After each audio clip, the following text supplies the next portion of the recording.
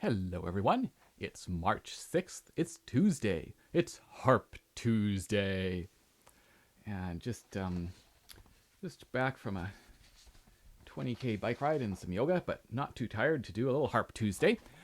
And still working on green sleeves. I want to do a nice sort of music video of it, and so that's hopefully will be next episode. But this episode, I thought I would talk a little bit about memorization. And that's because both for green sleeves and for A Bird Came Flying, where is that music? Somewhere around here somewhere. There it is. I wanted to memorize some pieces of music in a fairly short period of time. And the reason for that is sort of twofold. One is that I for a video and visually, it's a lot better when you have something memorized so that you're not sitting there, people looking back and forth. It's a little distracting. It's much better to be able to just be focused in on the strings. And I think also musically it helps as well. It helps bring a different focus and a different energy to the piece when you do have it memorized and you are able to just be focused on what you're doing and not having to sort of check back in with the music, and of course knowing what you're going to do next, and maybe when you're checking back with the music, part of your brain is occupied with that, whereas hopefully if it's really well memorized, just everything's focused on creating exactly how you want the piece to go. So of course, if you work on a piece for a while, if you practice it for a while, it starts to become memorized somewhat because you've just played it enough times and your hands know where to go. That's often referred to as muscle memory, that we can sort of sit down and start playing a piece that we know well and turn off the conscious part of our brain and let the part of our brain that actually does most of our everyday stuff just, it knows what, the body knows what to do next, and we just play the piece. And that type of memorization, of course, will just come from time. But it's also can be slightly risky because, especially, say, in a performance setting where maybe your conscious brain is then starting to say, well, I'm not exactly sure what happens next, and I don't want to screw up, and I'm not really quite sure what's going to happen next. And then you start to think about that, and suddenly, even though your hands might know what to do, as you start to think about it, you lose that, and there's a chance of getting lost and making a mistake. So it can be nice to supplement that muscle memory of a piece with also utilizing that very analytical, conscious thought and looking at a piece, looking at the patterns, because, for example, if we had to memorize each note in the scale, that would be a lot of work, right? If somebody said, you're going to play, I'm in the key of A major right now, so if you're going to play an A and a B and a C and a D and an E, F and a G and an A and then back down again, say, that's a lot of notes. But it's actually very easy for us because we think of it as a pattern. It's just going up, one note at a time until we get to this A, which is an octave, and then coming back down again. Something like that. So we see it, instead of a whole bunch of individual notes, we see it as a pattern.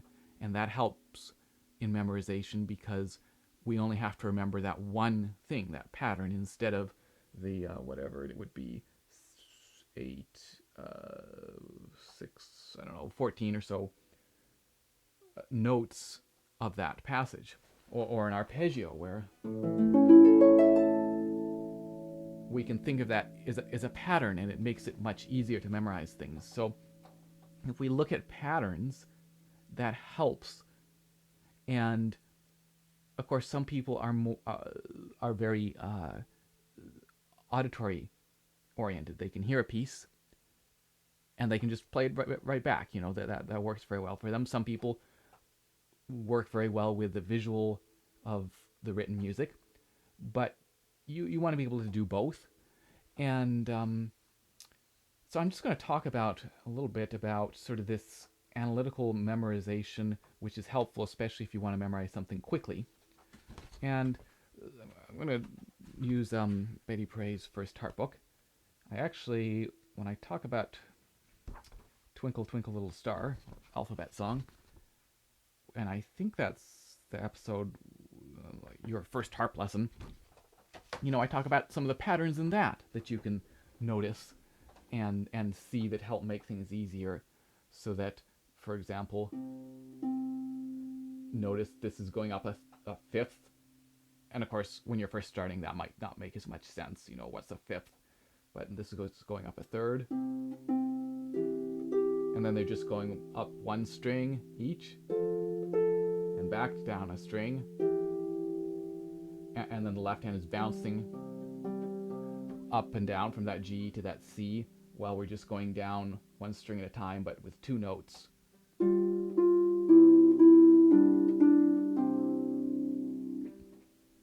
And of course, a really easy pattern then is to see that that first line is the same as the last line. We have that section in the middle.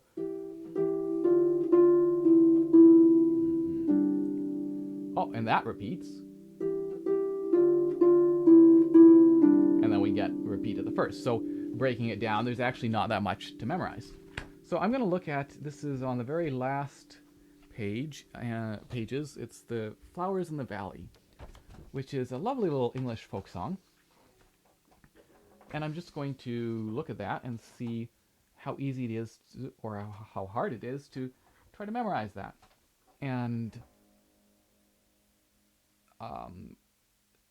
yeah, so let's just start.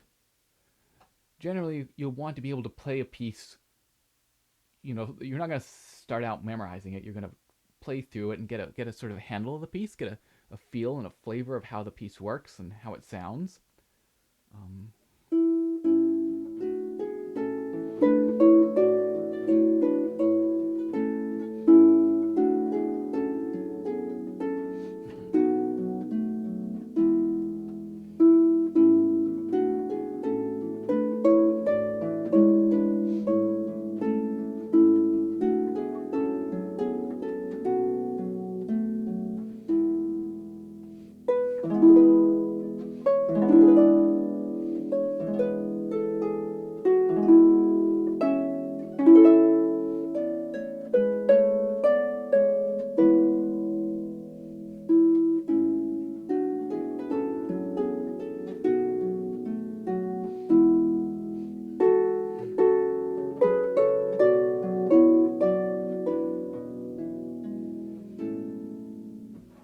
I'm sight reading this, so there are a couple of mistakes there. But so now let's just talk about some of the structure and look at some of the patterns that we see. Well, first of all, it looks like this first section happens twice. How convenient. So once we have it memorized, is 4 bars, I guess. These top 4 bars, we just get to play them again. Aha, great. Now we're in the key of A, 3 sharps, A major. And if we look at the left hand, there's a bunch of A stuff going on. Oh, we got some sort of augmented 7th chord or something going on there.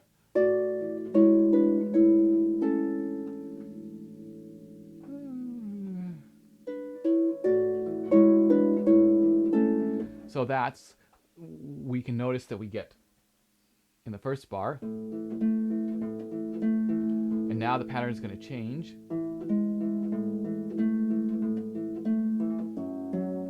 And again we change.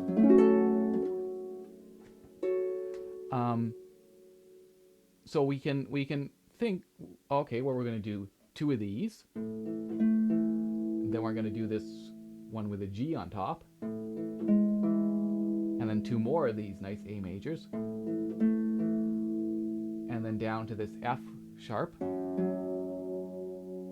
pause, and then we're going to finish off. We're doing this B7th.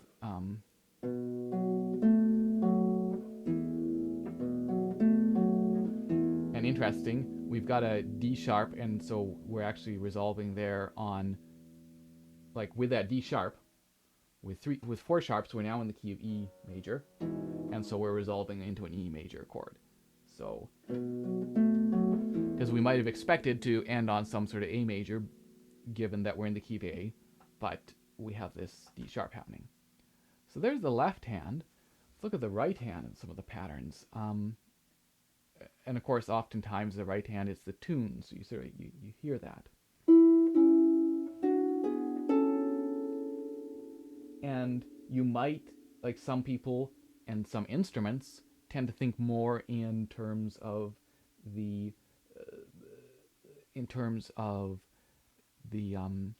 spacing, the intervals. That's the word I was looking for. So that we're going from that E to an F sharp.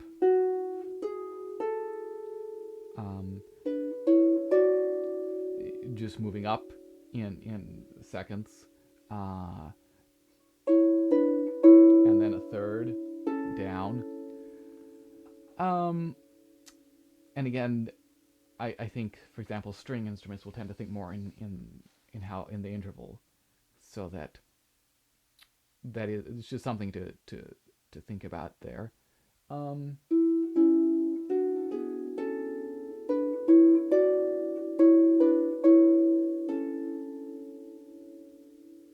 So once we've started this and played this first note there, everything else is now fifths, or what are we on? Sixth, I guess. Yeah, everything else is sixths. So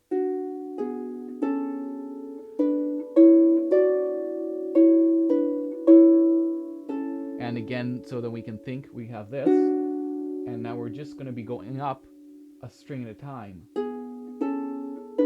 Oh, sorry. And now start back down again. And now down a third. And now we come back. Well, we've had that before. We just don't have this little pickup. So again, let's maybe get a look at the music here, just so that you see what's happening. This start of this is the same as that first bar minus the pickup.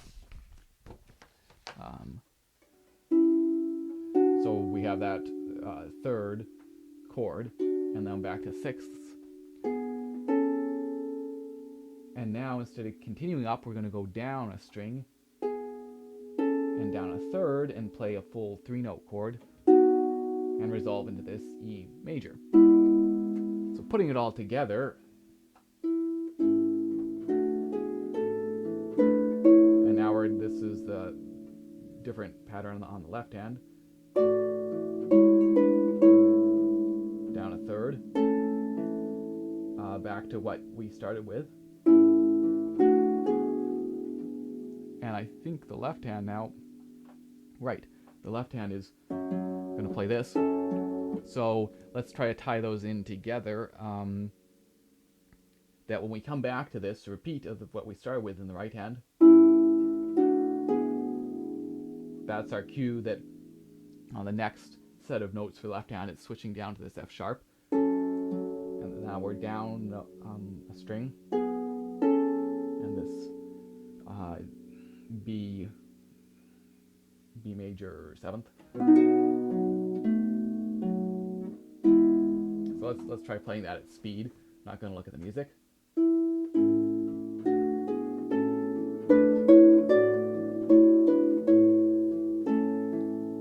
I missed the left hand. So let's try that again. Left hand, I'm going to count 2. Let's also tie that in with what the right hand's doing. When the right hand reaches the top of as high as we go, that's when the left hand is going to play that G instead of the A on top.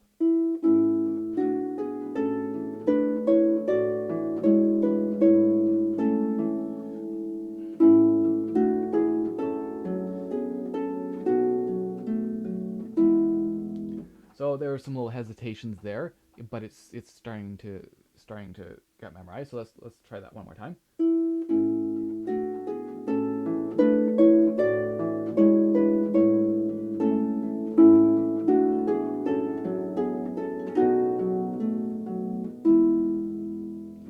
cool. And then, oh, it happens again. So we finish this off. And now what's happening? Now let's just take a quick look at that in the music. So we're just starting here, doing this line. We have these chords.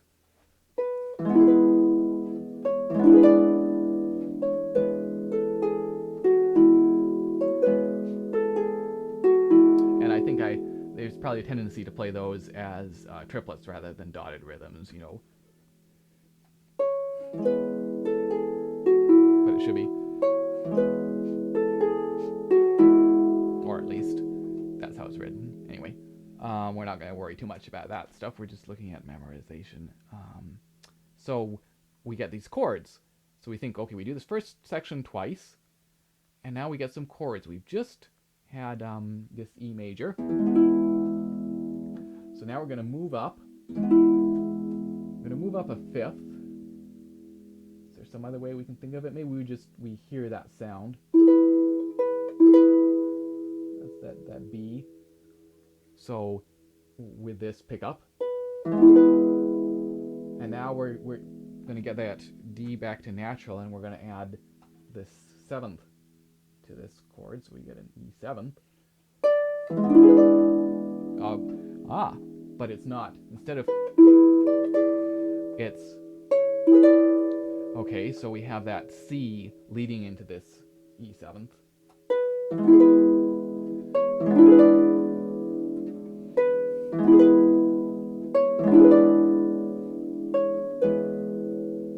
Let me just check this rhythm here.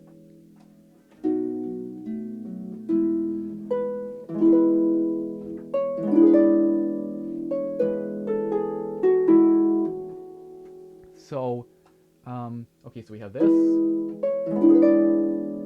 now we're just going to go in the right hand, we're just going down. Or except it's.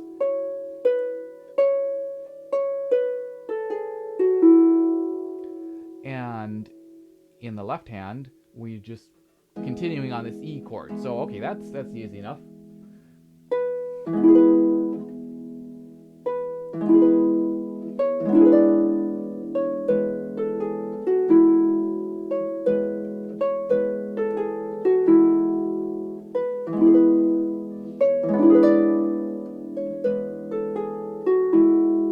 Okay, and now we've had all these E's. We're going to get back into A major. Haha. Oops, sorry.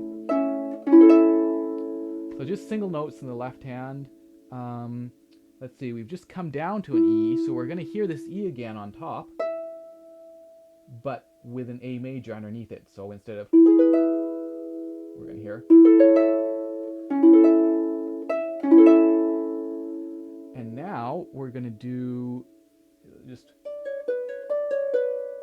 you know, going down and up. And the left hand is going to be a third underneath that. And we're going to go down and grab that E major.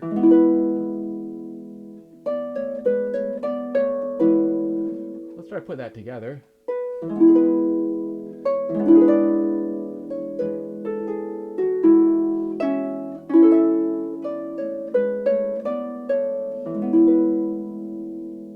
That seemed, to me, that was fairly easy to, like, that all made sense. That once I started it, my ear sort of, I knew where to go next, and everything, that was fairly easy. And again, there will be pieces where it all makes sense to you, and other pieces where maybe everything's very similar, or it just doesn't make as much sense, and you're trying to remember what's happening next. So again, coming back and looking at it and trying to pick up patterns and say, oh yeah, this is, you know, maybe it's just an octave above. Any little patterns you can pick up to try to make it easier to remember. So let's finish it off then. We get this similar thing to sort of the second half of this first passage, where we're going to go back down to the F in the left hand. less as if we were finishing it off. But of course, we're not going to end in E major because we're in the key of A. So now, finish this. We're going to go up here.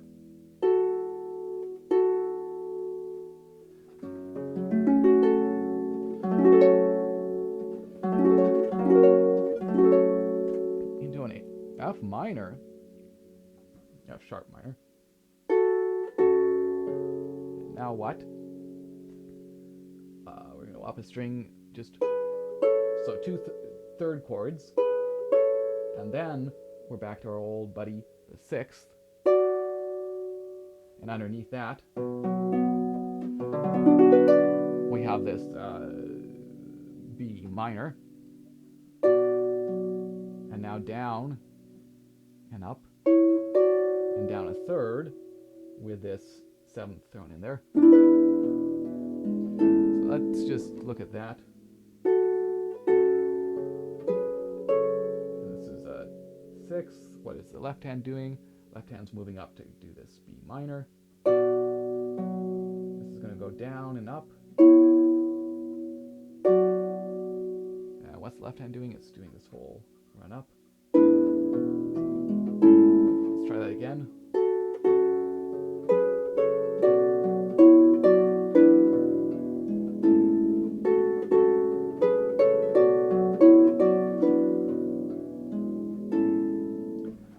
Now, let's see. Close that music. Let's see if I can play the whole thing.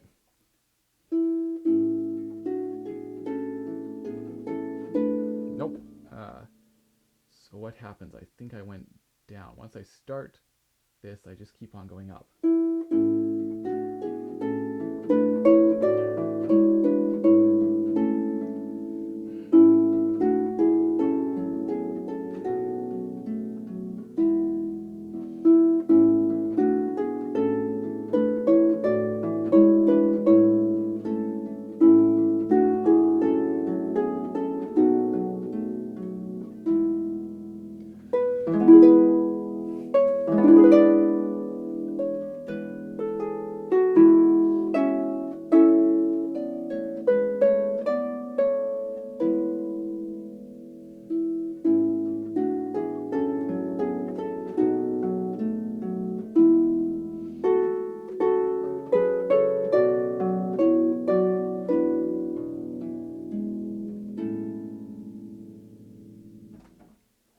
Not too bad.